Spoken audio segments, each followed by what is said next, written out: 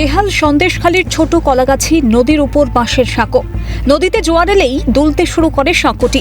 200 metre লম্বা ও 1 metre চওড়া এই সাঁকো দিয়েই পারাপার করে থাকে স্কুল কলেজের পড়ুয়া থেকে শুরু করে স্থানীয় বাসিন্দারা। অভিযোগ, বারবার স্থানীয় পঞ্চায়েত প্রধানকে জানিয়েও নদী বাঁধের ব্যবস্থা হয়নি। বাধ্য হয়ে এক প্রকার প্রাণের ঝুঁকি নিয়েই যাতায়াত করেন সন্দেশখালী 2 নম্বর ব্লকের ছোট কলাগাছির বাসিন্দারা। দুর্ঘটনাও ঘটে প্রতিনিয়ত। সাঁকো খারাপ হলে গ্রামবাসীরাই চাঁদা তুলে মেরামত করে। সাঁকোতে এই অবস্থা, তো বাচ্চারা পড়ে কি অবস্থা, কেটে কুটে যাচ্ছে। আমার ভাইজি পড়েছে, পড়ে পুরো তার কেটে কুটে বেআকার হয়ে। কেন হয় না, করে না, কেউ করে না, তো আমরা কি করবো? মানুষের ঘরের লোক সমাজ আমরা এই করে রেখেছি, একর পারাবার মতো ও কেউ করে না।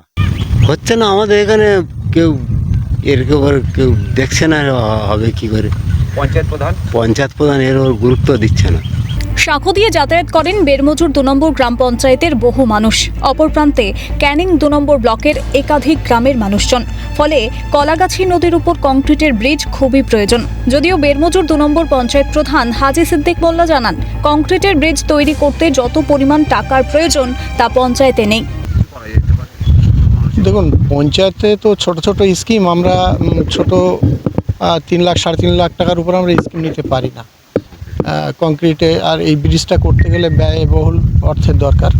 সুতরাং এটা যদি অন্যভাবে হয় তাহলে বহু মানুষ তারা উপকৃত। এমতাবস্থায় কলাগাছির বাসিন্দাদের কথা মাথায় রেখে কেউ কি সাহায্যের হাত বাড়াবে? কংক্রিটের ব্রিজ কি মিলবে? উত্তর দেবে সময়। উত্তর 24 পরগনা থেকে শামীম মোল্লার রিপোর্ট, ক্যালকাটা নিউজ।